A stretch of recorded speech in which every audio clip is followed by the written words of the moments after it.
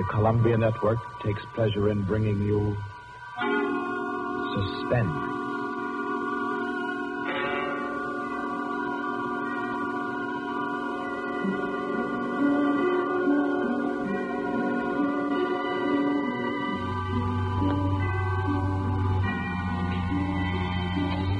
Suspense, Columbia's play theater of outstanding thrillers, produced and directed by William Spear and scored by Bernard Herrmann. The notable melodramas from fiction and stage and screen, from the world's great literature of entertaining excitement, presented each week to bring you to the edge of your chair, to keep you in suspense.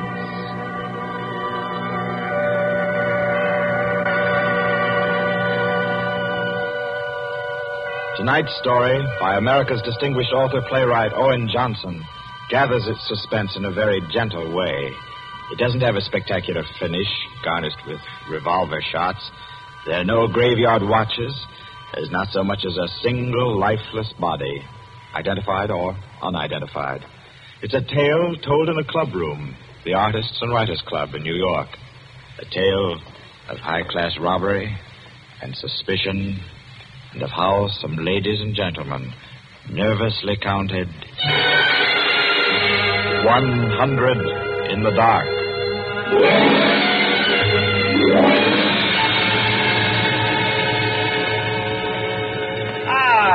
That was a fine meal. Me for the club anytime. Here, we can all sit here, Quinty. Yes, if you'll just draw up that chair for Mr. Peters. Oh, yeah. Here you are, Mr. Peters. Thank you. Do you all know Peters? This is Mr. Steingall. How do you do? I know you. Mr. Gollier. Oh, I believe we've met. Oh, yes. Oh, you know each other. Yes. And the one who drew up the chair, Mr. Rankin. How do you do? Well, I guess we're all acquainted now. To get back to our table discussion, Quinty. Oh, yes. How about a drink? Who'll join me? Oh, yeah, pleasure. Fine. John. Well, now, Steingall, as I said, there are only half a dozen stories in the world. What is more to the point? There's every reason Yes, sir. What? Oh, 5 with soda, John. Yes, sir. Now, where was I? Oh, yes. What is more to the point, gentlemen, is the small number of human relations that are so simple and yet so fundamental that they can be eternally played upon, redressed, and reinterpreted in every language, in every age, and yet remain inexhaustible in the possibility of variation. Well, that's true, of course. It's very possible. Take the eternal triangle. 2 men and a woman, or 2 women and a man. Its variations extend to thousands. That right, Rankin? Well, in a way. Ah, here we are. Set them down right there, John. Very well, sir. A little soda. Here you are. Thank you. And you. Thank you. Soda, Peter? Yes, please.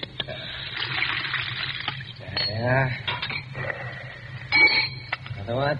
Here you are. Thanks. And here's yours. Thank you. And now, a little soda in mine.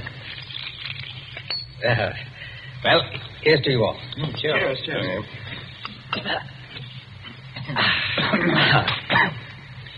I'm afraid we can't see eye to eye, Quinny. I believe there are situations, original situations, that are independent of your human emotions, that exist just because they are situations, accidental and nothing else. As for instance? Well, I'll just cite an ordinary one that happens to come to my mind. In a group of 5 men, well, such as we are here, a theft takes place. One man is the thief. Now, which one? Now, I'd like to know what emotion that interprets. And yet it certainly is an original theme at the bottom of the whole literature. It's not the same thing at all. Detective stories. I could answer that the situation you give can be traced back to the commonest of human emotions, curiosity. I think Quinny has you there, Rankin. What is the peculiar fascination that the detective problem exercises over the human mind? You will say curiosity. Yes and no. Admit at once that the whole art of a detective story consists in the statement of the problem. Anyone can do it. I can do it. Steingall can do it. Rankin, I believe even you can do it. The solution doesn't count. It is usually banal. It should be prohibited. What interests us is, can we guess it? There you have it, the problem, the detective story. Now, why the fascination? I'll tell you. It appeals to our curiosity. Yes, but deeper, to a sort of intellectual vanity. 5 men present. The theft takes place. Who's the thief? Who will guess it first? Whose brains will show its superior cleverness? You see? That's all. That's all there is to it. Out of all of which, the interesting thing is that Rankin has supplied the reason why the supply of detective fiction is inexhaustible. It does all come down to the simplest terms. 5 possibilities, 1 answer. Well, the reason is that the situation does constantly occur. It's a situation that any of us might get into any time. Yes, I know of an incident of that kind that happened to a friend of mine last month. Of course, gentlemen. You are glorifying commonplaces. Every crime, I tell you, expresses itself in the terms of the picture puzzle that you feed to your 6-year-old. It's only the variation that is interesting. Take the well-known instance of the visitor at a club and the rare coin, for example. Well, you all know that story. You've heard it, haven't you? I don't think I have. Sure. Why, it's very well known. Oh, go ahead, Quentin. Tell it.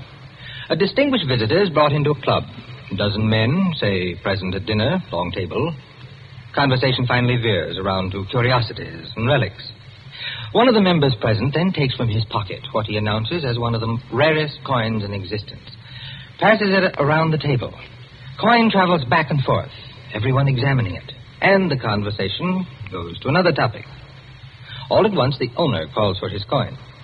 It is nowhere to be found. Everyone looks at everyone else. First, they suspect a joke. Then it becomes serious. The coin is immensely valuable. Who has taken it? The owner is a gentleman. Does the gentlemanly, idiotic thing, of course. Laughs as he knows someone is playing a practical joke on him and that the coin will be returned tomorrow. The others refuse to leave the situation so. One man proposes that they all submit to a search. Everyone gives his assent until it comes to the stranger. He refuses, curtly, roughly, without giving any reason. Uncomfortable silence. The man is a guest. No one knows him particularly well, but still he is a guest. One member tries to make him understand that no offense is offered, that the suggestion was simply to clear the atmosphere. The stranger becomes very firm, very proud, and says, I refuse to allow my person to be searched, and I refuse to give the reason for my action. Another silence. The visitor evidently has the coin, but he is their guest, and etiquette protects him. Nice situation, huh? What's the answer? The table is cleared. A waiter removes a dish of fruit, and there, under the ledge of the plate, where it's been pushed, is the coin. Banal explanation, eh? Of course. Solutions always should be. At once, everyone apologizes to him, whereupon the visitor rises and says, now I can give you the reason for my refusal to be searched. There are only 2 known specimens of that coin in existence, and the second happens to be here in my vest pocket. That's rather obvious. Of course, the story is well invented, but the turn to it is very nice. Very nice, indeed. Well, I don't know. Ending is very unsatisfactory. The visitor should have had on him not another coin, but something absolutely different, something destructive, say, of a woman's reputation, and a great tragedy should have been threatened by the casual misplacing of the coin. Well, I've heard the same story told in a dozen different ways. Oh, it's happened 100 times. It must continually happen. I know of one extraordinary instance. In fact, the most extraordinary instance of this sort I've ever heard. Peters, you rascal. I see you've been quietly letting us set the stage for you. Well, it's not a story that will please everyone. Why not? Because you will want to know what no one can ever know. It has no conclusion, then? Yes and no. As far as it concerns a woman, quite the most remarkable woman I've ever met, the story is complete. Do I know the woman? Possibly. Probably, I should say. Uh-huh. As a matter of fact, this should be particularly interesting to you because I believe that most of you are acquainted with the people involved. The names, of course, are disguised. I think... yes, I have. Just time before I catch my train to tell it to you.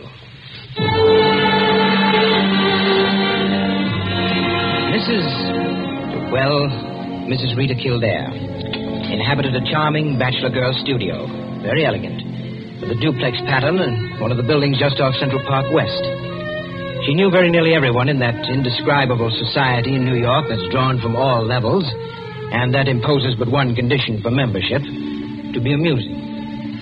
In this mingled society, her invitations were eagerly sought. Her dinners were spontaneous, and the discussions, though gay and usually daring, were invariably under the control of wit and good taste. On the Sunday night of this adventure, she had, according to her custom, sent away her Filipino butler and invited to an informal chafing dish supper 7 of her more unusual friends. At 7 o'clock, having finished dressing, she put in order her bedroom, which formed a sort of free passage between the studio and a small dining room to the kitchen beyond. Then, going into the studio, she struck a match and was about to light the candlesticks which illuminated the room when the bell rang. And a Mr. Flanders, a broker, compact, nervously alive, well-groomed, was waiting as she opened the door. Well, you're early. On the contrary, you are late. Well, in any case, hello, and come inside. Here, let me take your things. Thank you. Well, I'm the first, I suppose. Of course. And since you are, you can be a good boy and help me with the candles. Delighted. Who's to be here tonight? The Enos Jacksons. I thought they were separated. Not yet. How interesting. Only you, dear lady, would dream of serving us a couple on the verge. It is interesting, isn't it? Assuredly. Where did you know Jackson? Through the Warings. Jackson's a rather doubtful person, isn't he? Well, let's call him a very sharp lawyer. They tell me, though, he's been gambling pretty much. In deep. How about yourself? Me? I'm a bachelor. If I lose my shirt, it makes no difference. Is that possible? Probable, even. Who else is coming? Oh, Maud Lily. You know her? No, I don't think so. You met her here some time ago. A journalist. Oh, yes, of course. I'd forgotten. Mr. Harris, a clubman, is coming, and the Stanley Cheevers. Stanley Cheevers? Are we going to gamble? Don't tell me you object. Certainly not. Only the Cheevers. They play quite a game. Yes, well united. They have an unusual streak of good luck. Oh, by the way, it's Jackson, isn't it, who is so attractive to Mrs. Cheever? Quite right. What a charming party. Where does Maud Lily come in? Don't joke. She's in a desperate way. And young Harris? Oh, he's to make the salad and cream the chicken. See the whole party. I, of course, am to add the element of respectability. Of what? Don't play baby with me, my dear Flanders. I apologize. That's better. No one, of course, knows who else is coming. No one, of course.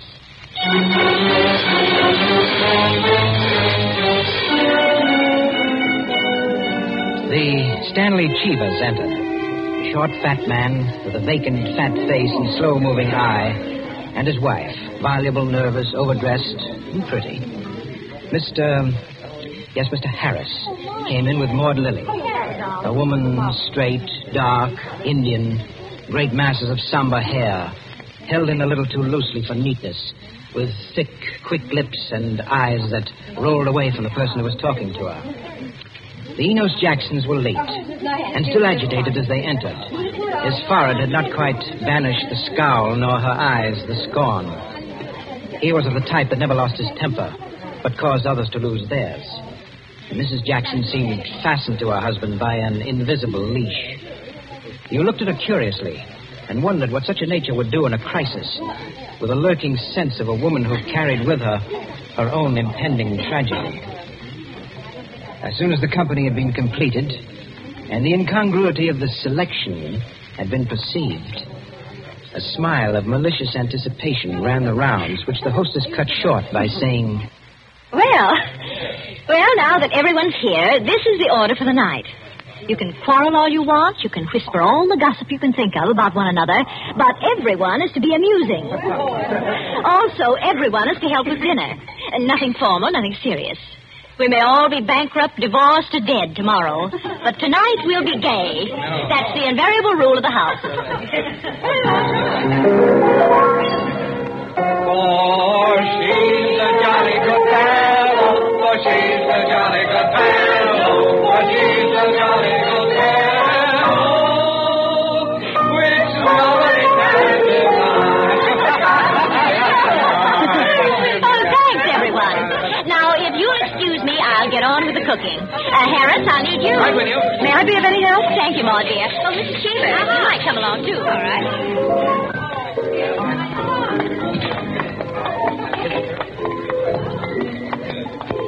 This is an adorable bedroom. Oh, thank you, dear. Now for my apron. There it is. Tie me up in the back, will you please, Maud? Of course. There you are. Fine, thanks. Now just let me get my rings off, and I'll be all ready to go to work. Oh, this is such a lovely apartment, Mrs. Kildare. Thanks. Soap and water always seem to do it. There. Your rings are so beautiful. They are nice, aren't they? But there's only one that's very valuable, the sapphire. Oh, it's beautiful. Let me see. Oh, it must be very valuable. It cost $10,000 6 years ago. It's been my talisman ever since. For the moment, however, I'm a cook. You're not going to leave the rings there. Why, of course. Now, I'm the cook. Maud Lily, you're the scullery maid. Harris is the chef, and we're all under his orders. Mrs. Cheever, did you ever peel onions? Oh, good heavens, no. Well, there are no onions to peel. All you have to do is help set the table.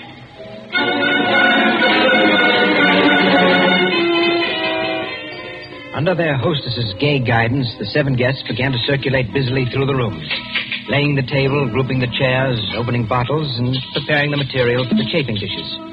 Mrs. Kildare, in the kitchen, ransacked the icebox, and with her own hand shredded the chicken and measured the cream. Flanders, carry this in carefully. Cheever, stop watching your wife and put the salad bowl on the table. Everything ready, Harris? All set. All right, everyone sit down. I'll be right in. She went into her bedroom, took off her apron, and hung it in the closet. Then, going to her dressing table, she drew the hat pin around which were her rings from the pincushion and carelessly slipped them on her fingers. But all at once, she frowned and looked quickly at her hand. Only 2 rings were there. The 3rd ring, the sapphire, was missing. Stupid, she said to herself, and returned to her dressing table. Immediately, she stopped. She remembered quite clearly putting the hat pin through the 3 rings. She made no attempt to search further, but remained without moving, her fingers slowly drumming on the table. Who had taken the ring? Each of her guests had had a dozen opportunities in the course of the time she'd been busy in the kitchen. She ran over their characters and their situations as she knew them. Strangely enough, at each, her mind stopped upon some reason that might explain a sudden temptation. To find out nothing this way. That's not the important thing to me just now. The important thing is to get the ring back. And slowly, deliberately, she began to walk back and forth, her clenched hand beating the deliberate, rhythmic measure of her journey. 5 minutes later, as Harris, installed as chef over the chafing dish, was giving directions, spoon in the air, Mrs. Kildare came into the room like a lengthening shadow. Her entrance had been made with scarcely a perceptible sound, and yet each guest was aware of it at the same moment, with a little nervous start. Heavens, dear lady. You come in on us like a Greek tragedy. What is it you have for us? A surprise? I have something to say to you. Mr. Enos Jackson. Yes, Miss Kildare? Kindly do as I ask you. Well, certainly. Go to the door. Go to the door? Please. Yes? Lock it. And bring me the key.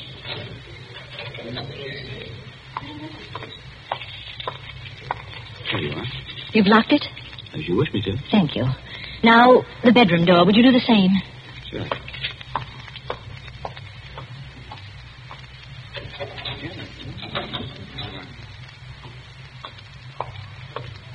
Thank you, Mr. Jackson.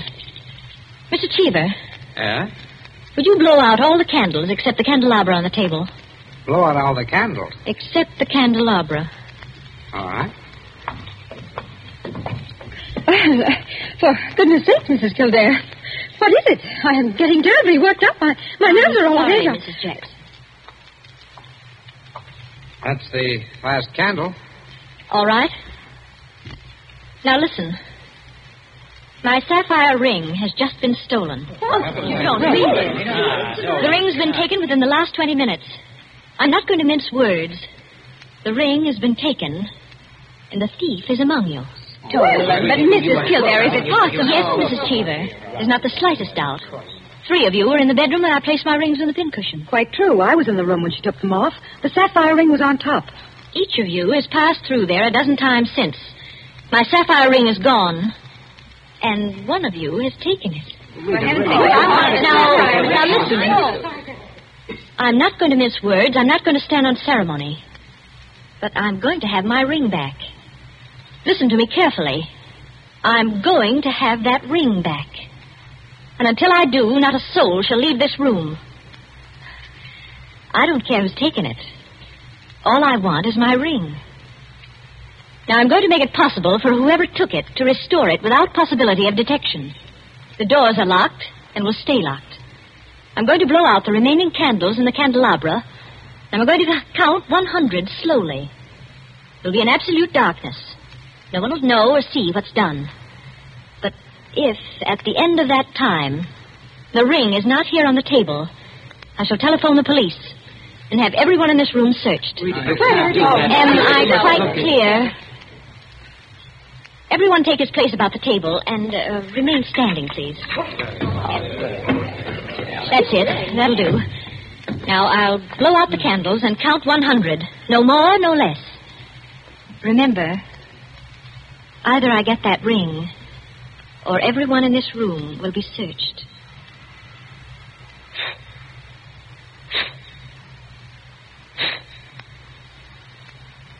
One, 2, 3, 4, 5, 6, 7, 8, 9, 10, 11, 12, 13, 14, 15, 16, 17, 18, 19, 20, 21, 22, 23, 24, 25, 26, 27, 28, 29, 30, 31, 32, 33, 34, 35, 36, 37, 38,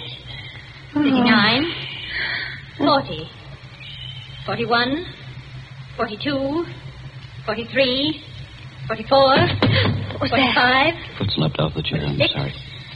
47, 48, 49, 50, 51, 52, 53, 54, 55, 56, 57, 58, 59, 60, 61, 62, 63, 64, 65, 66, 67, 68, 69, 70, 71, 72, 73. The ring. 74. There it is. 75, 76, 77, 78, 79, 80, 81, 82, 83, 84, 85, 86, 87, 88, Oh, really? 89, 90, 91, 92, 93, 94, 95, 96, 97, 98, 99, 100. Well, it is there. Mr. Cheever, you may hand it to me. Well, now that that's over, we can have a very gay little supper. The light, someone.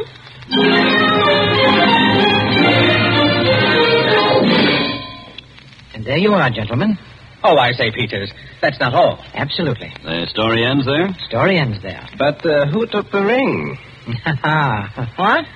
You never found out? Never. No clue? None. I'm not sure I like the story. It's no story at all. Permit me, it is a story. And it is complete. In fact, I consider it unique because it has none of the banalities of a solution and leaves the problem even more confused than at the start. Well, I don't see... Of course you don't see, my dear Enkin. You do not see that any solution would be commonplace.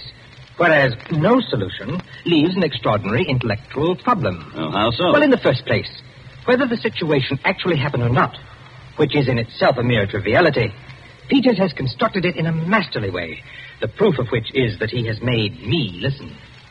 Any of those present might have taken the ring. There are, therefore, 7 solutions, all possible and all logical. But beyond this is left a great intellectual problem. Oh, how so? Was it a woman who lacked the necessary courage to continue? Or was it a man who repented his first impulse? Is a man or is a woman the greater natural criminal? Oh, that's simple, Quinny. A woman took it, of course. On the contrary, it was a man, for the second action was more difficult than the first. The man, certainly. The restoration of the ring was a logical decision. You see? Personally, I incline to a woman, for the reason that a weaker feminine nature is strangely susceptible to the domination of her own sex. There you are. We could meet and debate the subject year in and year out and never agree. I recognize most of the characters, Peters. Mrs. Kildare, of course, is all you say of her. An extraordinary woman. The story is quite characteristic of her. Flanders, I'm not sure of, but I think I know him. I'm positive I do. Did it really happen? Exactly as I told it. The only one I don't recognize is Harris, Your humble servant. What? You, Peters? You were there? I was there. I was Harris. I beg your pardon, gentlemen. Oh, yes, what is it, John? Mr. Peters, sir, your train. You told me to remind you. Oh, thank you. Yes, I didn't know it was so late. Will you gentlemen pardon me? Huh? Of course. Nice to meet you all. Night.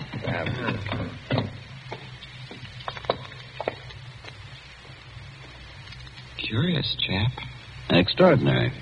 Well, now, I wonder. I wonder if we're wondering the same thing, gentlemen.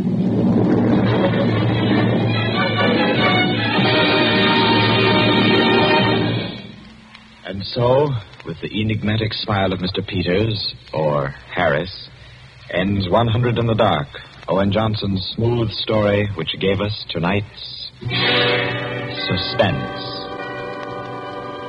Suspense is produced by William Spear. Tonight's radio drama was written by Jack Anson Fink, directed by John Dietz, and scored by Bernard Herrmann. Eric Dressler was Mr. Peters. Alice Frost played Mrs. Kildare, and Ted Osborne, Quinny.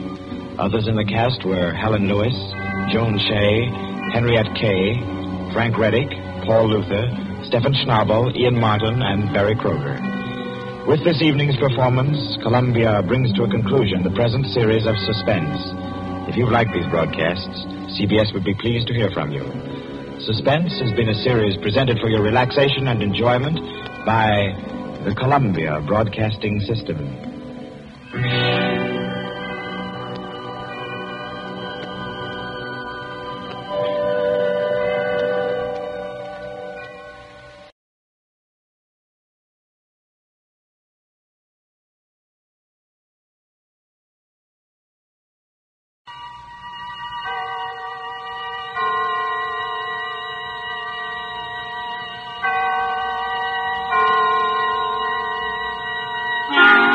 Suspense.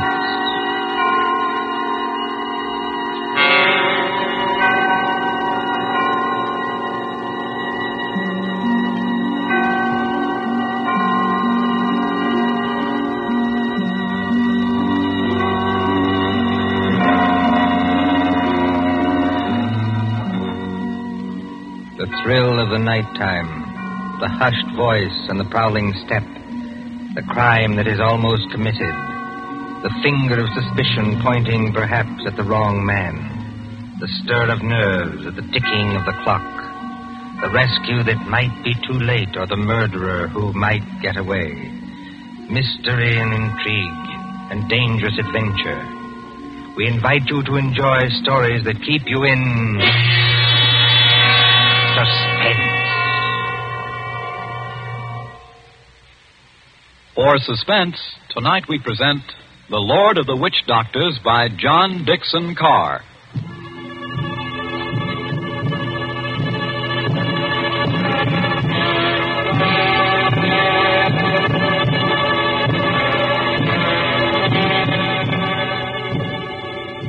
drums were beating that night, the Lord of the Witch Doctors was on his way. 20 miles off the East African coast, fanned by the blistering heat of the Indian Ocean, lies the island of Zanzibar. Here, many years ago... To be exact, in the year 1889. 3 nations were rivals for trade with the Imperial German Eagle. At Mogadishu were the Italians. A mixed population boiled along that coast, Portuguese, Arabs, Swahili. On the island itself, Sayyid Khalif, Sultan of Zanzibar, ruled the remains of a once mighty empire. Mohammedan Bantus of the tribe of Zeng. Look over there, in the moonlight. That white building, patched and rotted, was the palace where Sayyid Khalif lived with his fat wives and his captive lion. Not far away on the hill overlooking the harbor stood the British Residency. The British resident, or crown official, held uneasy sway against German and Italian influence.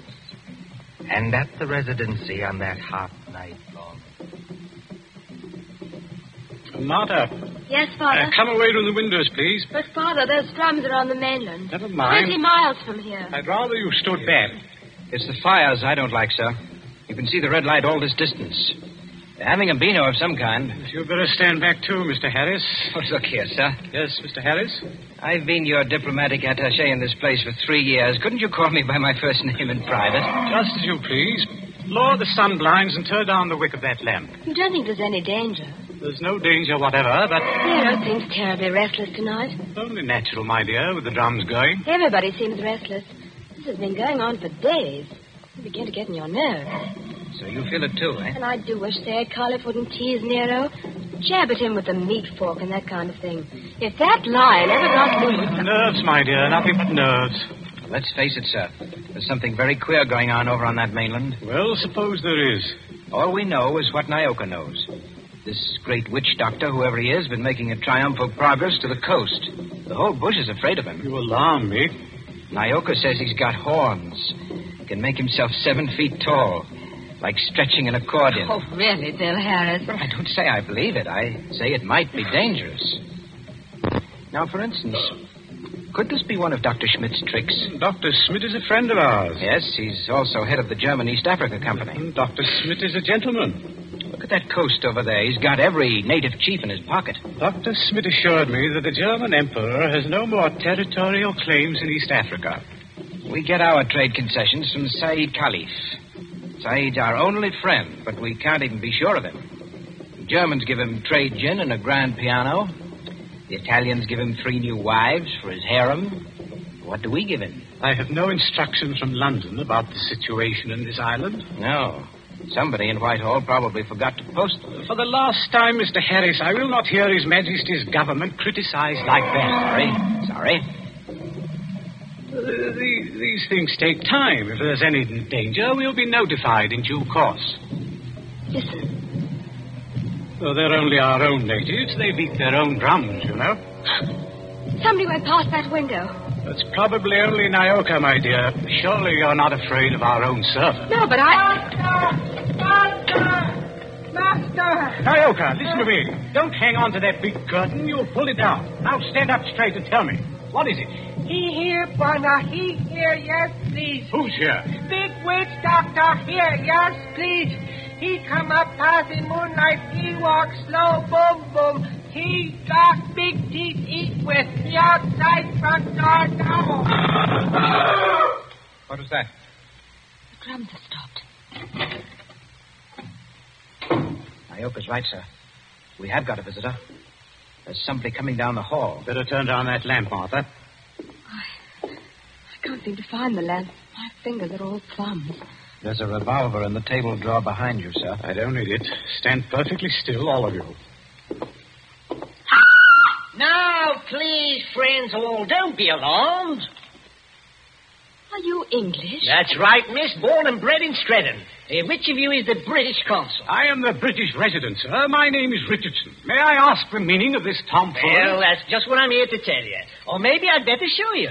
Now, observe me right hand. I hold it up so, and as I live, a lighted cigar. But perhaps the lady doesn't like smoking in the drawing room. Now, look here, there's nothing up my sleeves. I wouldn't deceive you for the world. I turn over my hand, and would you believe it? A glass of water. Is this man insane? Father, I think he's trying to tell you he's a magician. That's right, miss. Direct from the Egyptian Hall, Piccadilly. Animal taming and magic. That's my line. Then you're the famous witch doctor that's got all the natives in an uproar? Nobody else, young fella. Yes, well, you tell us what you mean by this nonsense. Scaring everybody when there's no danger. No danger?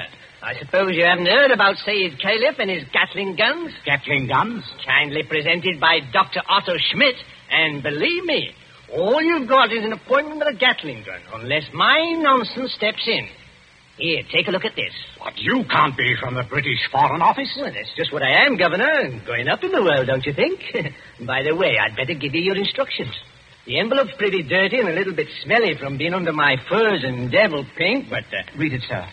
Go on and read it. Foreign Office, Whitehall. British Consul, Zanzibar. Bearer of this letter, the Great Mephisto. That's me. Real name, Barney Dick. They must be out of their minds. Are they? Listen, old man. I've been 3 weeks in that jungle with a Swahili interpreter. I've been bitten and stung and fried to death. But Schmidt or no Schmidt, I've got those native chiefs just where I want them. You see what happens when I announce I'm a friend of the Great White Queen?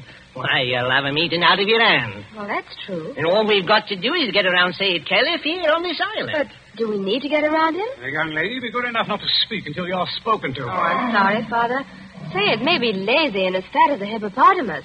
He's rather a fine old boy. Is he? You said something about Gatling guns. Now, listen. Here's the game. Father, I don't like this.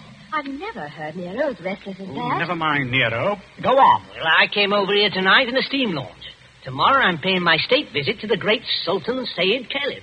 Now, you present me as your friend, and a friend of the Great White Queen, and I do my best tricks Is anything wrong with your native boy? Now, girl, be still. You're not afraid of our witch doctor friend, are you? No, I good Christian. Yeah, what are you doing? Come out from under that sofa. But, Bwana, I see something. I look out through window slats. See Bwana bald head coming up past. Bwana Baldhead? That's Dr. Schmidt. Dr. Schmidt? Well, he mustn't find me here. Yes, I quite agree. This is most irregular. Is there a back way out of here? Yes, through that arch. Stay in the back room. Nyoko will show you. Me go with witch doctor. Yes, hurry, please. I know like. Never mind what you like. You go. All right, master.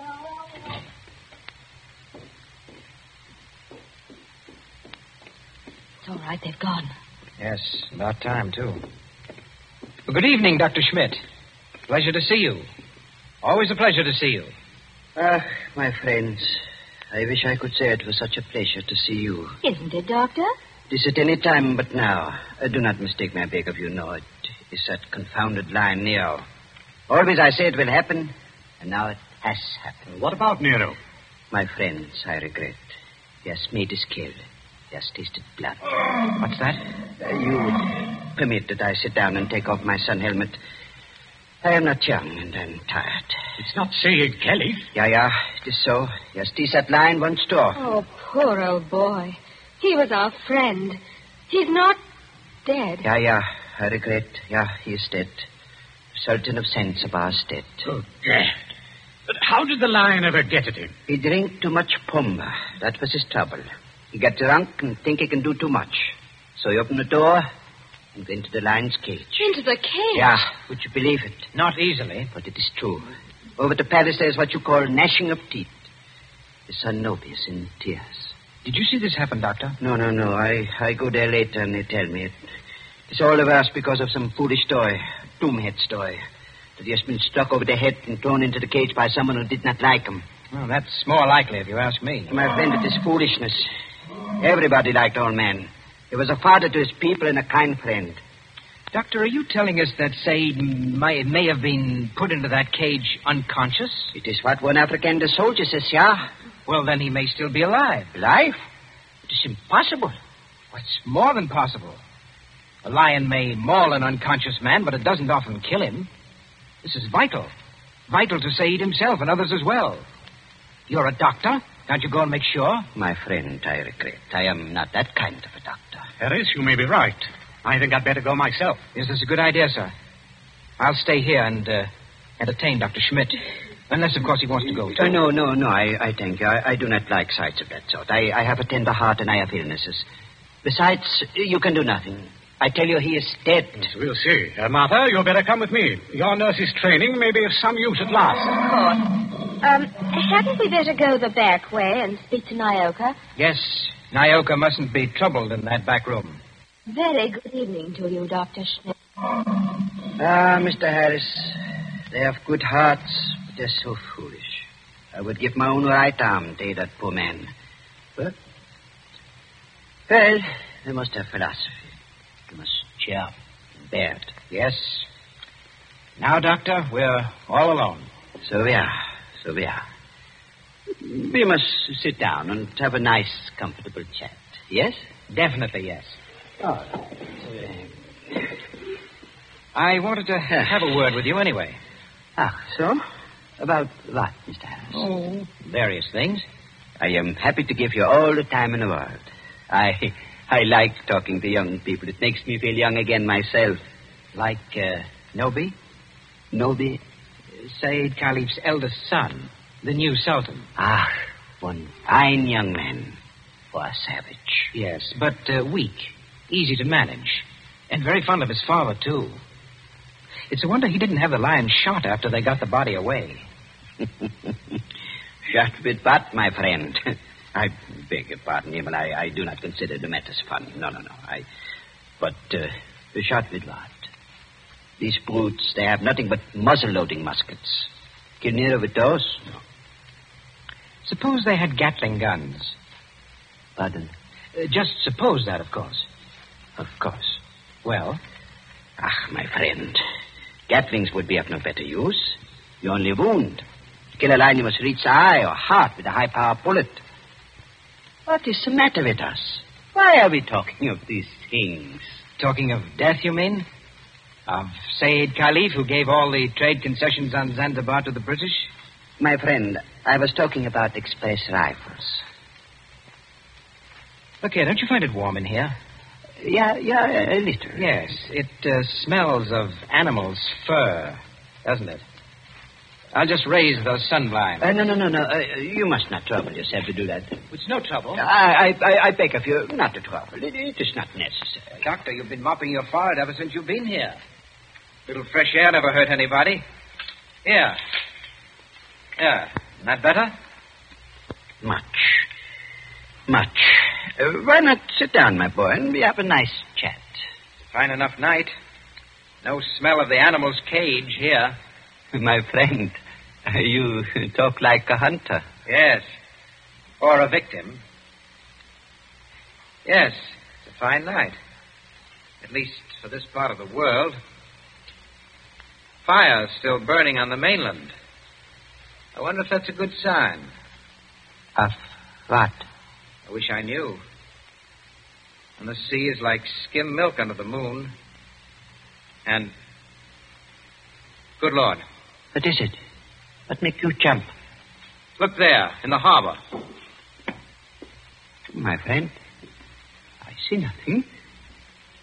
Perhaps if I take off my spectacles and wipe... Why, man, you must see it. In the harbor, out at the left there, beyond the shadow of those big palm trees. Don't you see our riding lights? It looks... By George, it is. It's a warship. It's only a German gunboat, my friend. Only a very little German gunboat.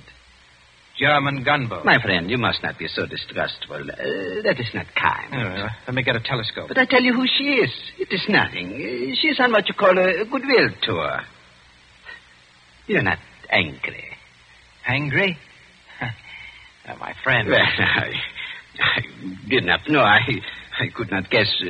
That is, the Englanders are hard to understand. We know that ourselves. I tell you something in confidence. The Germans are sensitive. The British objected. The natives feel too strong. I tell the gunboat to go away. I fire an express rifle. It has a sound. Boom! You cannot mistake one another. That is why I think of an express rifle. What if nobody will object? Why, not the least bit. Tell me, Doctor, You like it here on this island? Well, just not barren. Don't you ever want to get away from a forsaken mud heap like this? My friend, I am a chairman. My duty is here, so I stay here. Yes, I know. Between ourselves, that's exactly my position. But you are young. Well, that's not the point. It's the importance of the job. The British don't rule Zanzibar. We hold the trade concessions from Said Khalif, and our residency has to protect them. But even you, Doctor, would be surprised at the amount of trade that we have to protect and the revenue that comes out of this island. That's so now. You don't say so. I do say so. It's so much? More than you think. Of course, I'm not allowed to give you any figures. No, of course not. I would not dream of asking you. How much would you say it comes to, roughly? Oh, come now, Doctor. As one gentleman to another, you're not asking me to give away secrets. Oh, no.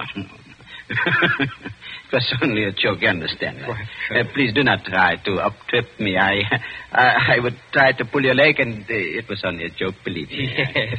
It's all in the game, is it not? Yes, all in the game as gentlemen. Oh, Doctor, you're quite a humorist. You're not offended? Not at all. No, as I was saying, I hold a rather important job. Of course, Mr. Richardson holds an even more important one. He's been very friendly with old Said Khalifa on this job. Of course, you know what that job is? Of course. He's the British consul. What is the matter with you? You're not smiling any longer. Why are you looking at me like that?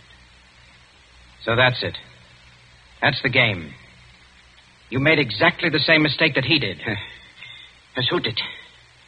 Dr. Schmidt, have you met the great lord of the witch doctors? The maker of spells and the tamer of lions? I am a good Christian. I pay no attention to what natives say. I do not believe in witch doctors. No, neither do I. Not in this one, at any rate. What one? The witch doctor who came here tonight and said that he was on a mission for the British Foreign Office. He's an imposter from the word go, and you're working with him. Oh, don't upset your chair like that, Dr. Schmidt. Because if you fall on it, you may hurt yourself. I have not hurt myself, young man. Oh, yes, you have. The fellow who came here tonight addressed Mr. Richardson as the British consul. That might have been a slip of the tongue. But then you see the letter on the table there? I have eyesight, I thank you. That letter is supposed to come from the Foreign Office, and it calls him the British consul, too. I heard it read aloud. The Foreign Office may make mistakes, but they don't make mistakes like that. That letter, Doctor, is a forgery.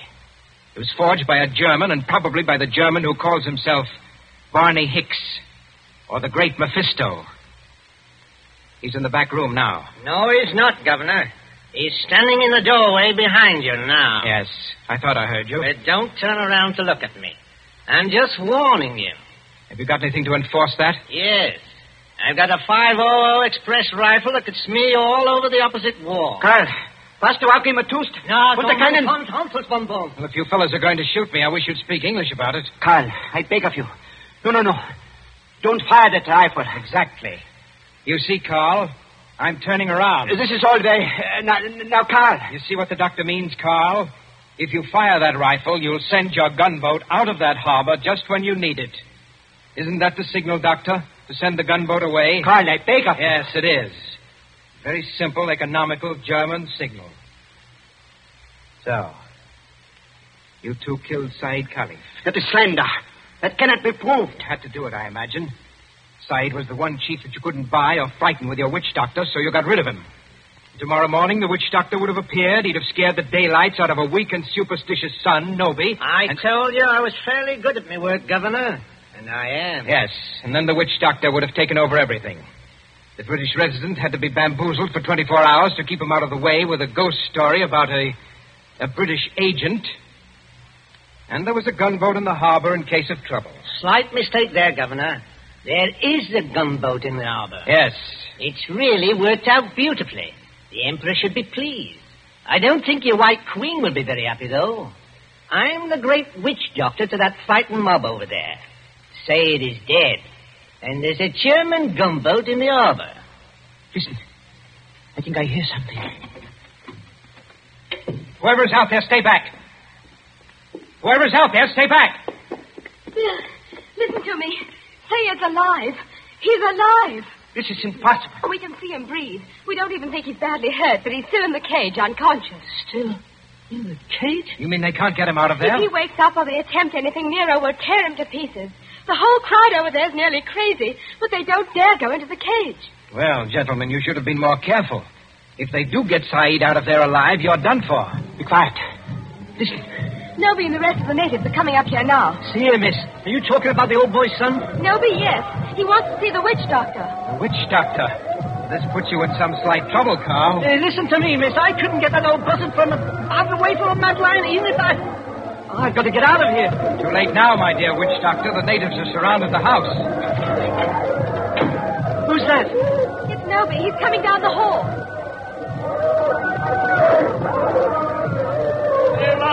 Abu Dusabe. I Nobi. Speak white language. Carry Sultan's wand. Witch doctor. Much respect. Fallen floor. Go ahead. Play your part, Carl. Play your ruddy part. Get up again. Great medicine man. Father hurt. Encaged with the lion. You come. Say something, Carl. You can't be a dumb wizard. You come. My dear Nobi, my friend. The witch doctor can't understand you. Hey, witch doctor. Not speak everything. Bad witch doctor. No, it is not that. He does not hear you. He's in another world. See how his eyes close. See how he say? I know this.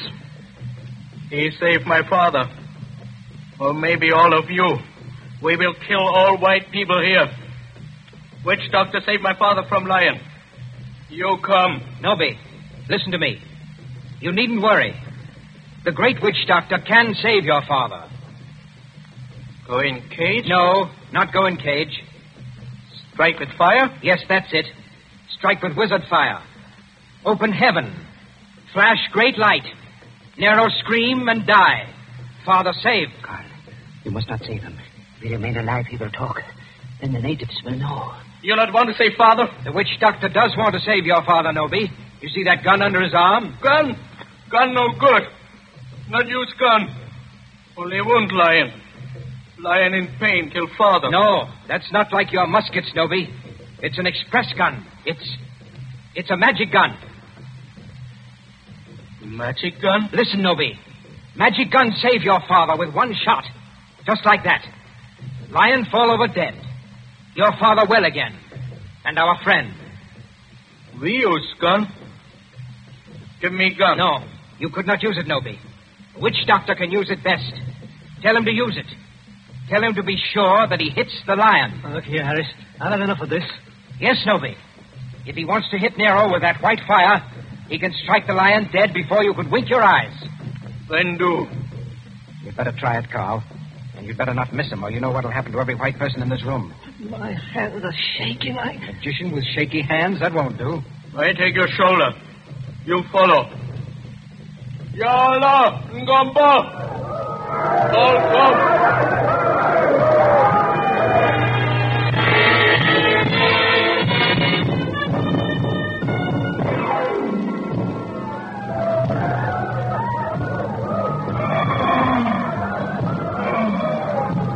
There is cage by palace door.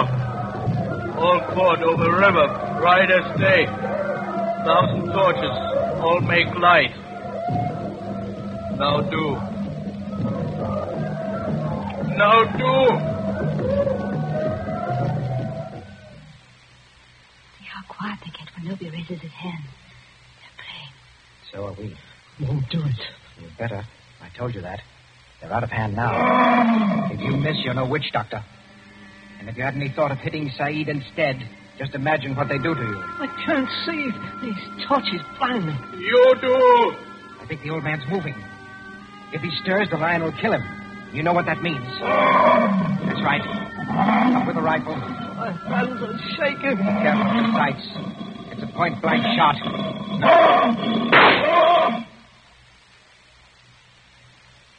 Allah, who called? All right, Nobi. The lion is dead. They can go in and carry your father out now. Lion dead? German magic. It's great magic. Yes, Snowby, it is. But English magic is greater.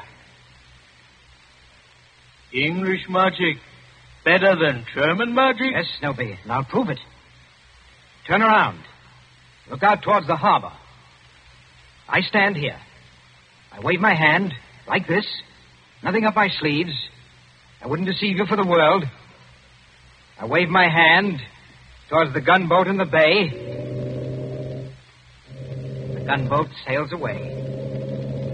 English magic, Noby. English magic.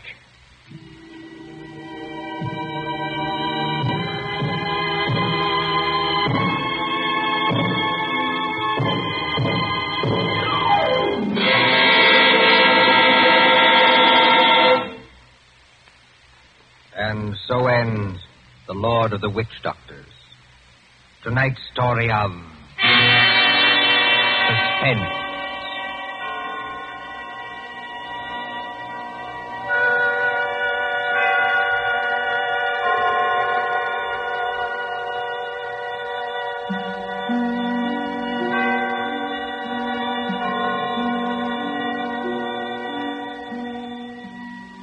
Next Tuesday, when CBS again brings you Suspense, our story will be The Devil in the Summer House. The broadcast for next week only is scheduled for 10 p.m. Eastern Wartime, a half hour later than usual. William Spear, the producer, John Dietz, the director, Bernard Herrmann, the composer-conductor, and John Dixon Carr, the author, are all collaborators on Suspense.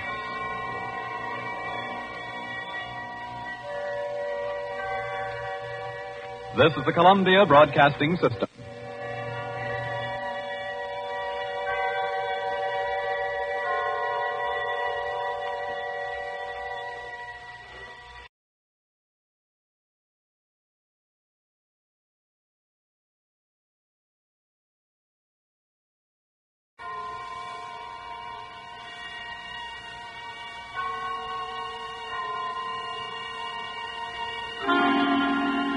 Suspense.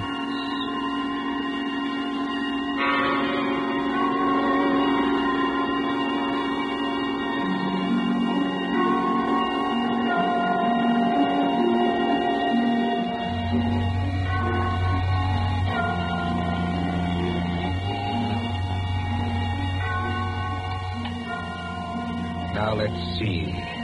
Suspect, suspectant, suspend. Here we are. Suspense. The condition of mental uncertainty, usually accompanied by apprehension or anxiety. Fear of something which is about to occur, as do not keep me any longer in suspense. For our story of suspense tonight, we invite you to enjoy The Devil in the Summer House by John Dixon Carr.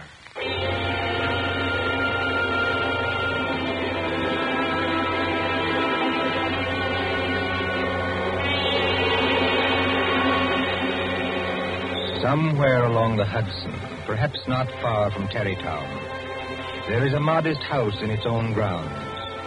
Behind it, in a spacious garden, stands a summer house of evil memory. More than 25 years ago, a man shot himself, or at least died, in that summer house. They found Major Kenyon with a scorched bullet hole in his head and the weapon beside him. But we are in the present now. The latticed summer house has grown heavy with vines, and only the other evening 2 men came into that garden at twilight, over the shaggy grass, as a storm was brewing along the Hudson.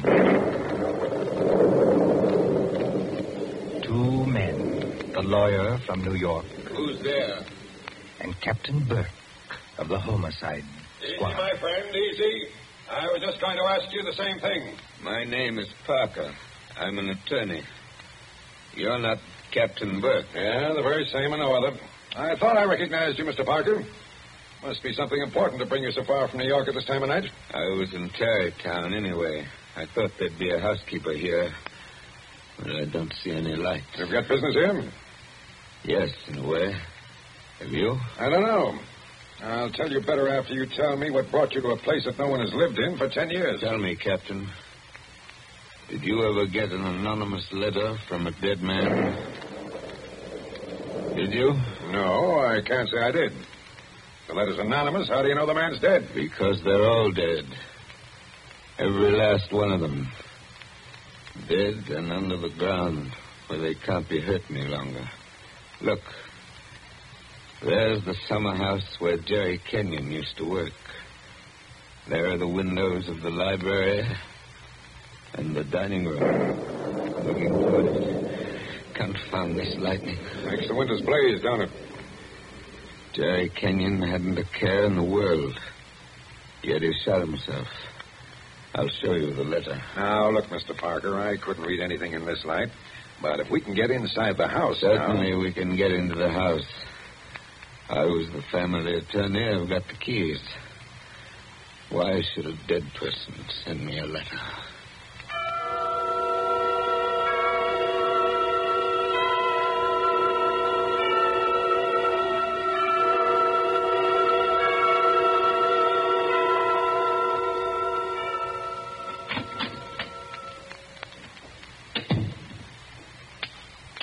No lights working, eh? But you got a flashlight, I see. Came here prepared for anything, eh? This is the library. There were always candles on the mantel. Yes, there they are. Have you a match, Captain? Yes, I'll light them. That's better. Same old heavy furniture. Same old thick carpet. Same old globe map. Now, Mr. Parker, this letter that you were talking about. Yeah. Read it. Hey, wait a minute. This thing is dated November 2nd, 1918. That's right, and be careful of that paper. You see how old it is? But it was mailed yesterday. From where? I don't remember. I didn't keep the envelope. Read it. Dear Joe. In case you didn't know it, I'm Joe. Dear Joe, if you want to know how Major Kenyon really died... But we know how he died. It was suicide. Are you sure it was? Whoever wrote this letter doesn't seem to think so. If you want to know how Major Kenyon really died, look in the third drawer of the desk in the library. Press hard at the back of the drawer. Yours very truly. It's not signed. That's right. Now, you sure you don't know who wrote that letter? This is the first time I've been back in this room, Captain. It was almost a home to me once. There's the chair where Isabel sat on the afternoon it happened. Isabel was Jerry Kenyon's wife. Beautiful woman. There's the door that the maid let me in by that afternoon. You know, Captain, seems to me they're all here tonight. Who?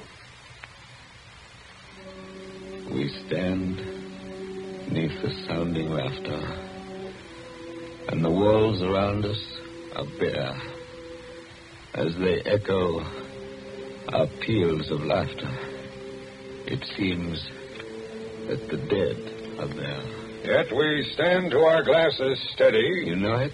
I was in my school reader. How does the rest of it go? Yet we stand to our glasses steady and drink to our comrades' lives.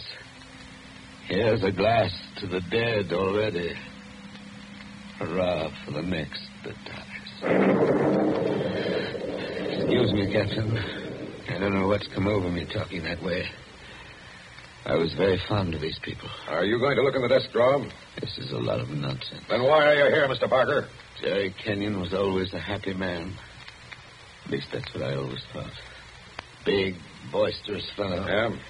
He had a good position with Vitaton. You know, the phonograph company. Yeah, sure, I know. But he'd just been made a major in the Army. 1917. There was a war on then, too, if you remember. I remember. To make the world safe for democracy. Old days. Old heartaches. Old memories. I remember that blazing hot day in August when all the windows were up. I remember this room. And Isabel, that was Jerry's wife, sitting in that chair, knitting. I remember...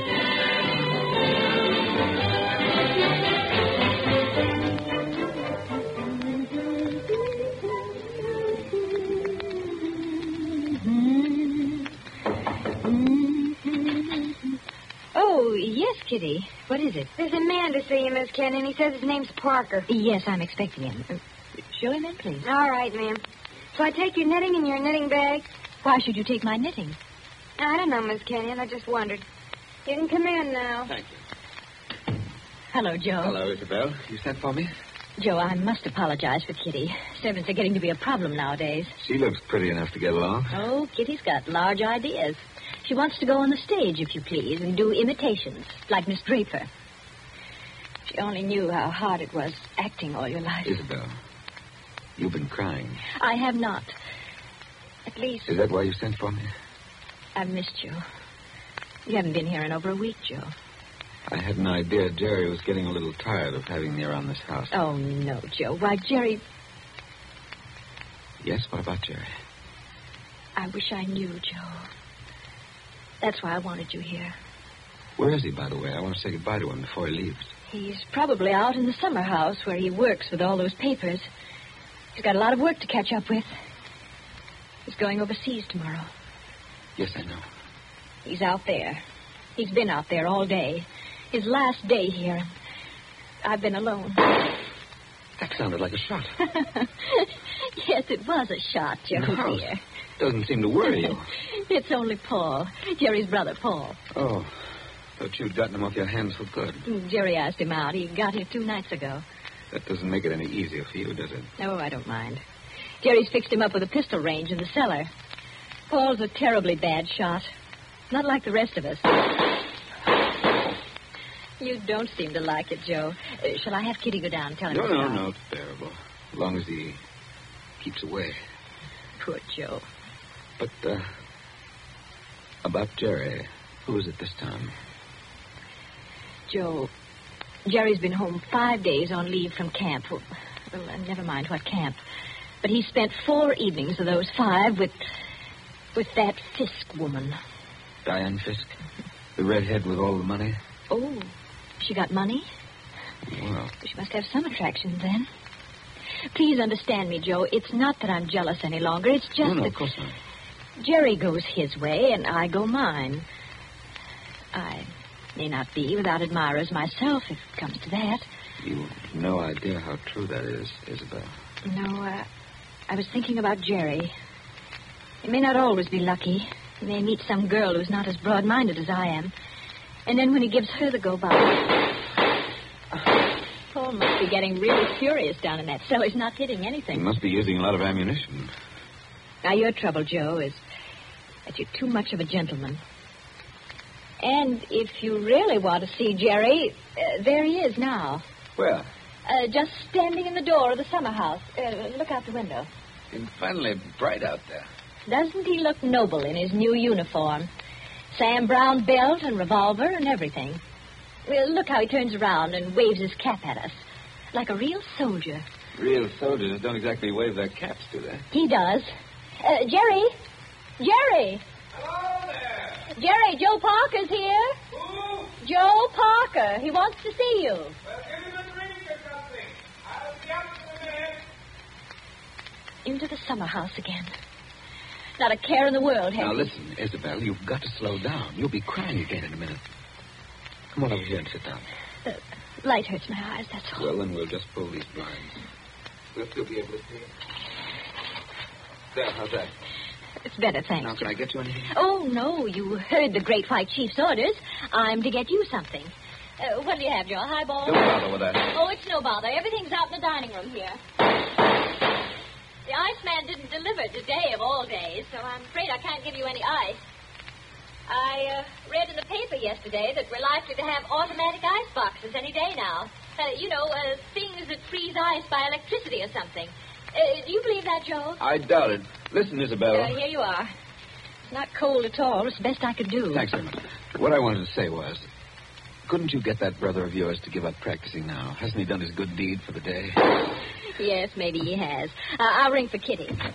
You don't have to call me, Miss Kenyon. I'm here. Oh, yes, Kitty. What is it? It's only to tell you there's another visitor.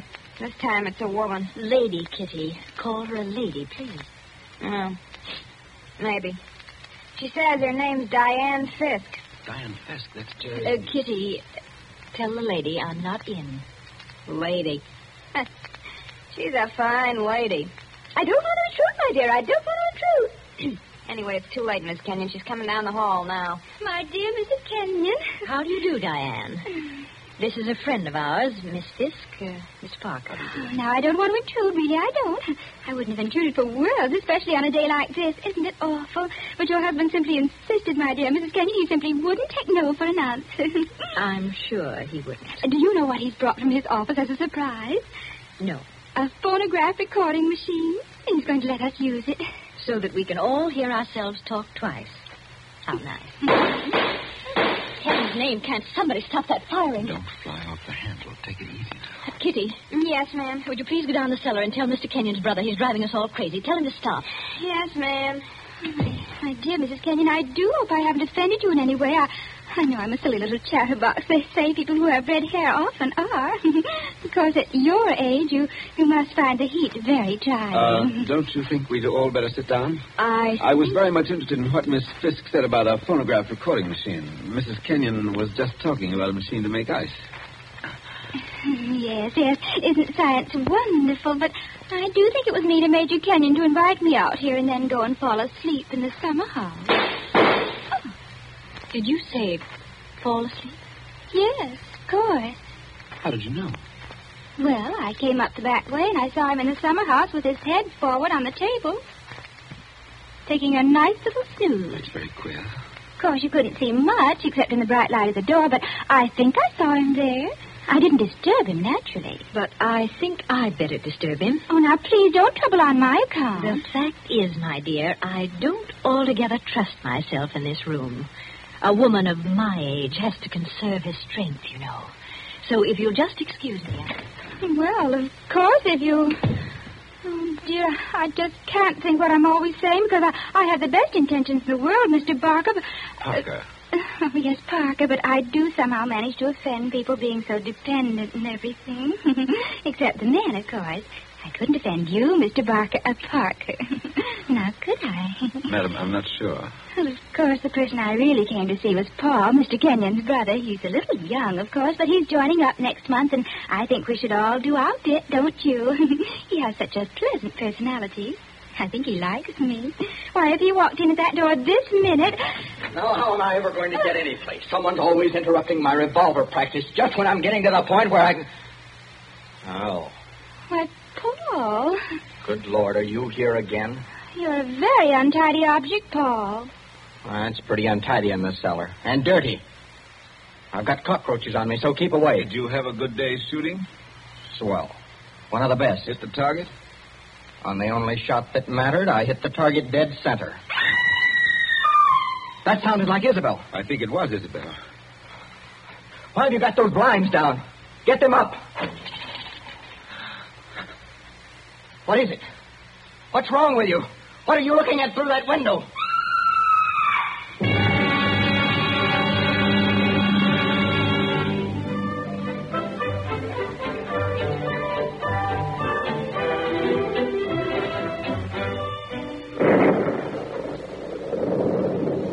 That was 25 years ago, Captain Burke. We found Jerry Kenyon lying across the table in the summer house. He'd shot himself through the head with his own revolver from the holster. It was lying on the floor beside him. Shadows, all right. I see. When Isabel found him, he'd been dead about half an hour. The doctors proved that, did they? Yes, that shot had been fired against his head. The front of his uniform cap was powder burned where the bullet entered. There's no doubt about that. None at all. We never noticed the real shot because that young lad was shooting off guns like a maniac in the cellar. Precisely. Now they're all dead. By accident, illness, they're all gone. Isabel Kenyon died less than a year afterwards. I think she died just because she was so fond of Jerry. I suppose you've guessed my little secret. Oh, I think I can sort of read between the lines. You were in love with Isabel Kenyon, weren't you? Yes.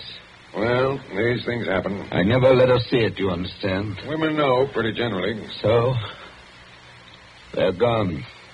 The youngest of them. And I'm left alone with old tunes, old ghosts, wondering why the fellow ever killed himself. Why? Why? And this morning, out of a clear sky, I get a letter saying, if you want to know how Major Kenyon really died, look in the third drawer of the desk in the library. But I tell you, we know how he died. Well, aren't you going to do it? Naturally. I've got a key somewhere here that fits the drawer. Now, listen, Mr. Parker. In my father's country, in Ireland, they got a saying that when a man's going to commit suicide... I thought of doing that, too. Then the devil comes in and takes him by the hand and talks to him. They say you can see the devil as plain as I see you just before you pull the trigger. The devil must have been in the summer house that afternoon, then. Oh, no, he wasn't. What do you mean? Major Kenyon didn't kill himself. He was murdered. My dear Captain Burke, the police covered all that at the time. Everybody had an alibi. They did they? Well, think of what I've told you. Isabel and I were together all the time. Paul, her brother, was shooting off guns in the cellar. Yeah? Diane Fisk. Yeah, what about her? Her chauffeur who drove her there swore he saw her walk straight up to the place. She passed the summer house, but didn't stop there. Well, that checks. Even Kitty the maid could prove she'd never stirred out of the house until just a minute or so before Isabel went herself. Oh, and why did the maid have to leave the house at all? She was taking Jerry the black coffee he drank every afternoon. He'd already been dead half an hour then. And that, my dear Captain, disposes of everybody. Well, now listen, Mr. Parker. You're a good guy, and I'm not going to hold out on you any longer. You see, I say Major Kenyon was murdered because I know he was murdered. By an outsider? By one of the people in the house. That's impossible. Is it? Well, why don't you open that desk drawer and see? What time is it? It's 7:45. 7:45? And I haven't got much time. For what? Holy St. Patrick, will you open that drawer? If it's waited 25 years, my friend, it can wait a minute more. I've got the key somewhere in this bunch of keys. Everything the same. Paul never altered when he inherited. Same old desk, same old phonograph, same old... I think this is the key. Yeah, it opens. There's nothing here except one or two old newspapers. Everything very dirty. The letter says to press hard at the back. Now, have you tried that? Doesn't seem to. Yes, by George, it does work. Well? There seems to be a movable back on a hinge. Well, what's inside? Some sort of flat brown paper parcel sealed with wax. And about as dirty as it can get. Open it, man. Open it. I'm going to. It's a phonograph record. There's a plain white label. Something on it written in pencil. I don't see too well nowadays without my glasses. Here, give it to me. I'll read it to you. Go on. A record of how I killed Jerry Kenyon. Say, don't you get it, Mr. Parker? This is the real goods. The murderer's going to tell us his own story 25 years later. Be careful. Whatever you do, don't drop it. You seem to be interested enough now. I don't say I'm not interested. I say I can't believe it. You know, when you were talking about the dead coming back and that kind of thing, you sure started giving me goose pimples. But that's just what it is, a dead person. Now, there's the phonograph. Put that record on. Let's hear what the ghost says. Any of them could have made the record, of course. The apparatus was all here. Don't just stand there by the phonograph. Will it work? Yes, it works. Is it wound up? Yes, it's wound up. Here goes. Now, look, Mr. Parker. Whose voice do you think it's going to be? I don't know. Now, I want to warn you. The voice you're going to hear from there... Please, be quiet. Listen. I've started it up. Well, speak up. Who killed Jerry Kenyon? I killed him, Joe, dear. Elizabeth. I'm sorry about it, Joe, but I had to have you for an alibi. And you were so terribly easy to It's fool. only a phonograph record, man. Don't look at it as if it was alive. You said you and I were always together, Joe, but that wasn't quite true. I left you to go into the dining room and mix a highball, remember? Yes. And I was carrying my big knitting bag. Remember that, too? And there was something else in it besides knitting. I'm an awfully good revolver shot, Joe. I told you we were all good except Paul. And the back windows of the dining room faced the same way as the back windows of the library. Thank you, Isabel. Thank you. Jerry was in the summer house. I made a sign to him from the window, and he came to the door there. In bright sunlight, 50 feet away. True again, Isabel. True Joe, again. don't you know what August heat is in a wooden summer house? Didn't anybody see that no man would be wearing a cap inside on a day like that? Jerry had taken his cap off before he went into the summer house. We saw him do it. He was bareheaded when he came to the door. So I lifted the revolver and shot him through the head. Then I dropped the gun back in my knitting bag and went back into the library with your drink. Isabel. Don't talk back to the thing, There man. was You'll drive me something else screwy. in my knitting bag, too. I had to use it. It was a duplicate of Jerry's army camp with a powder-burned hole already fired through it in the place I wanted. Very clever of you, Isabel. So I've been the goat for 25 I years. waited for some time and then slipped out to find the body. I fitted the new cap over Jerry's head in place where it ought to go. I put the old cap in my knitting bag. I took his revolver out of the holster and kept it. The gun that I used, I dropped on the floor beside him.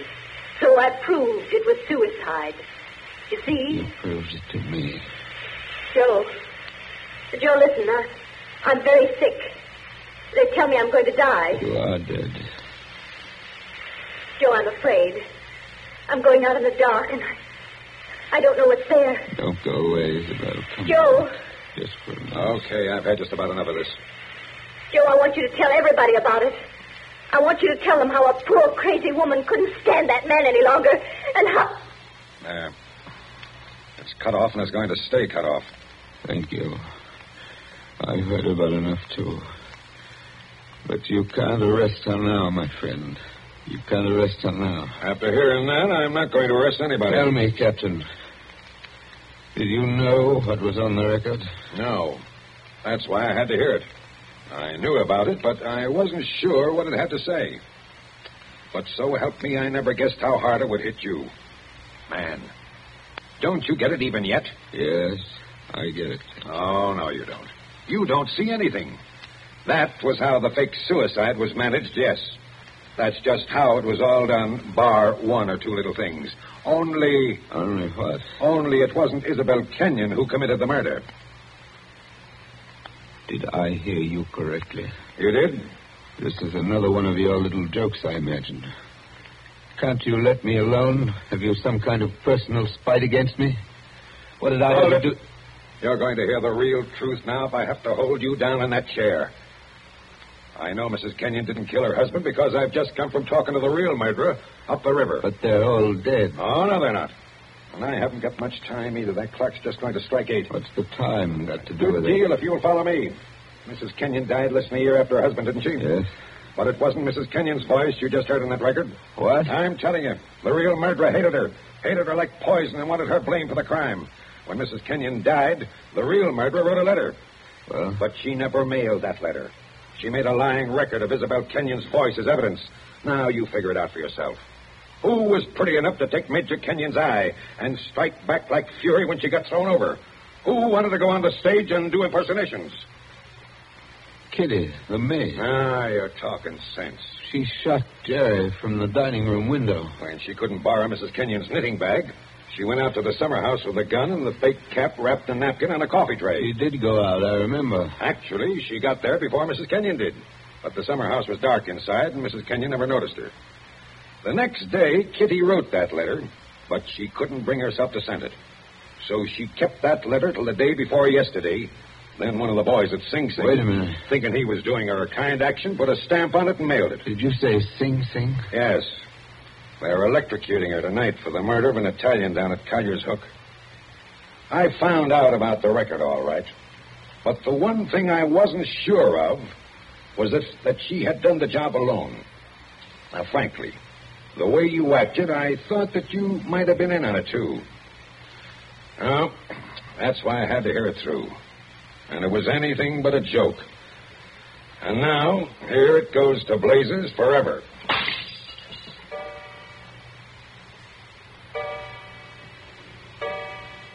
Eight o'clock. Now she's dead.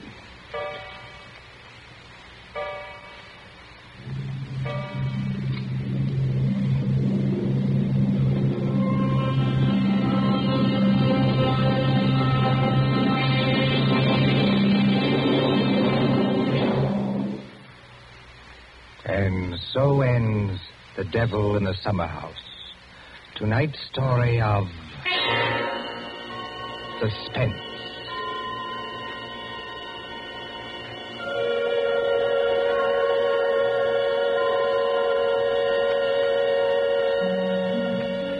The part of Mr. Parker was played by Martin Gable.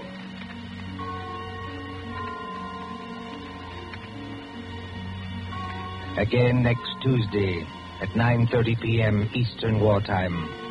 A story dedicated to the thrill of the nighttime. The hushed voice and the prowling step. Another adventure in suspense. William Spear, the producer, John Dietz, the director, and John Dixon Carr, the author, are collaborators on Suspense.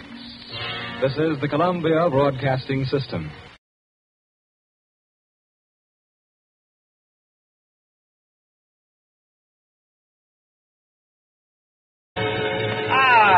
That was a fine meal. Me for the club anytime. Here, we can all sit here, Quinty. Yes, if you'll just draw up that chair for Mr. Peters. Oh, yeah. Here you are, Mr. Peters. Thank you. Do you all know Peters? This is Mr. Steingall. How do you do? Mr. Golier. Oh, I think we've met. Oh, yes. Oh, you know each other. Yes. And the one who drew up the chair, Mr. Rankin. How do you do? Well, I guess we're all acquainted now. To get back to our table discussion, Quinty. Oh, yes. How about a drink? Who'll join me? Oh, yes, pleasure. Fine. John. Well, now, Steingall, as I said, there are only half a dozen stories in the world. What is more to the point? There's every reason Yes, sir. What? Oh, 5 with soda, John. Yes, sir. Now, where was I? Oh, yes.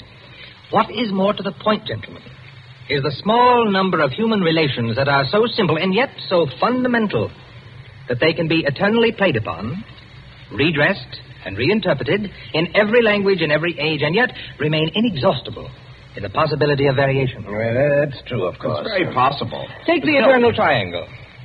2 men and a woman, or 2 women and a man. Its variations extend to thousands. That right, Rankin? Well, in a way. Ah, here we are. Set them down right there, John. Very well, sir. A little soda. Here you are. Thank you. And you. Thank you. Soda, Peter? Yes, please.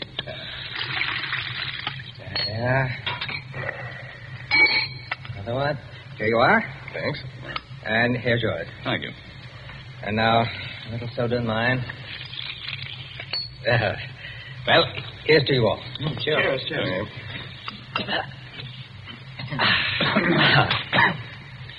I'm afraid we can't see eye to eye, Quinny. I believe there are situations, original situations, that are independent of your human emotions, that exist just because they are situations, accidental and nothing else. As for instance? Well, I'll just cite an ordinary one that happens to come to my mind. In a group of 5 men, well, such as we are here, a theft takes place. One man is the thief. Now, which one? Now, I'd like to know what emotion that interprets.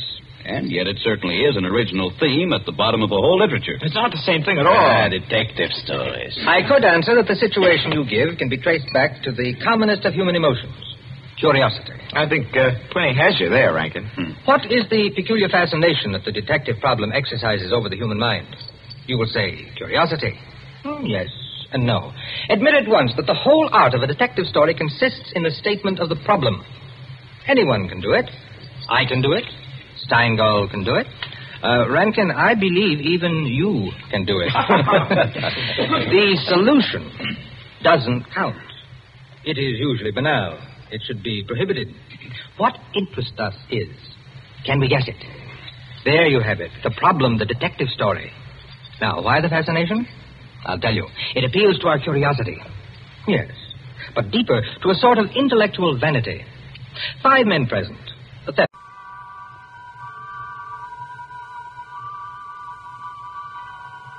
The Columbia Network takes pleasure in bringing you Suspense.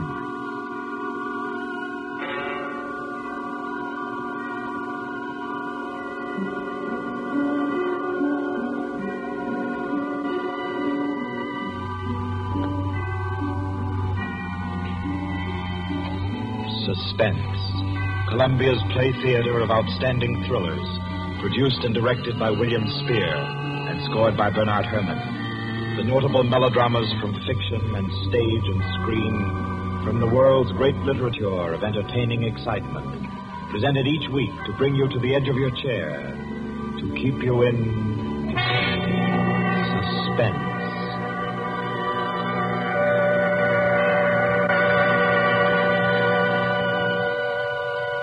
Tonight's story, by America's distinguished author-playwright Owen Johnson, gathers its suspense in a very gentle way. It doesn't have a spectacular finish, garnished with revolver shots.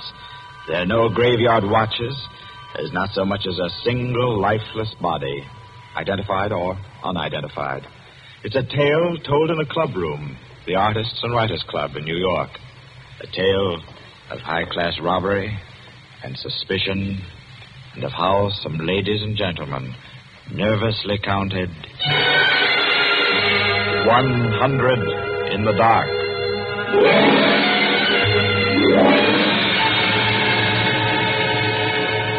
What takes place? Who's the thief? Who will guess it first? Whose brains will show its superior cleverness? You see? That's all. That's all there is to it. Out of all of which, the interesting thing is that Rankin has supplied the reason why the supply of detective fiction is inexhaustible. It does all come down to the simplest terms. 5 possibilities, 1 answer. Well, the reason is that the situation does constantly occur. It's a situation that any of us might get into any time. Yes, I know of an incident of that kind that happened to a friend of mine last month. Of course, gentlemen. You are glorifying commonplaces. Every crime, I tell you, expresses itself in the terms of the picture puzzle that you feed to your 6-year-old. It's only the variation that is interesting. Well, take the well-known instance of the visitor at a club and the rare coin, for example. Well, you all know that story. You've heard it, haven't you? I don't think I have. Sure. Why, it's very well known. Oh, go ahead, Queen. Tell it. A distinguished visitor is brought into a club. A dozen men, say, present at dinner, long table. Conversation finally veers around to curiosities and relics. One of the members present then takes from his pocket what he announces as one of the rarest coins in existence. Passes it around the table. Coin travels back and forth, everyone examining it. And the conversation goes to another topic. All at once, the owner calls for his coin. It is nowhere to be found. Everyone looks at everyone else. First, they suspect a joke. Then it becomes serious. The coin is immensely valuable. Who has taken it? The owner is a gentleman. Does the gentlemanly, idiotic thing, of course, laughs as he knows someone is playing a practical joke on him and that the coin will be returned tomorrow. The others refuse to leave the situation so. One man proposes that they all submit to a search. Everyone gives his assent until it comes to the stranger. He refuses, curtly, roughly, without giving any reason. Uncomfortable silence. The man is a guest. No one knows him particularly well, but still he is a guest. One member tries to make him understand that no offense is offered, that the suggestion was simply to clear the atmosphere. The stranger becomes very firm, very proud, and says, I refuse to allow my person to be searched, and I refuse to give the reason for my action. Another silence. The visitor evidently has the coin, but he is their guest, and etiquette protects him. Nice situation, huh? Well, what's the answer? The table is cleared. A waiter removes a dish of fruit, and there, under the ledge of the plate, where it's been pushed, is the coin. Banal explanation, eh? Of course. Solutions always should be. At once, everyone apologizes to him, whereupon the visitor rises and says, "Now I can give you the reason for my refusal to be searched. There are only 2 known specimens of that coin in existence, and the second happens to be here in my vest pocket." Yes, rather obvious. Of course, the story is well invented, but the turn to it is very nice. Very nice, indeed. Well, I don't know. Ending is very unsatisfactory. The visitor should have had on him not another coin, but something absolutely different, something destructive, say, of a woman's reputation, and a great tragedy should have been threatened by the casual misplacing of the coin. Well, I've heard the same story told in a dozen different ways. Oh, it's happened 100 times. It must continue.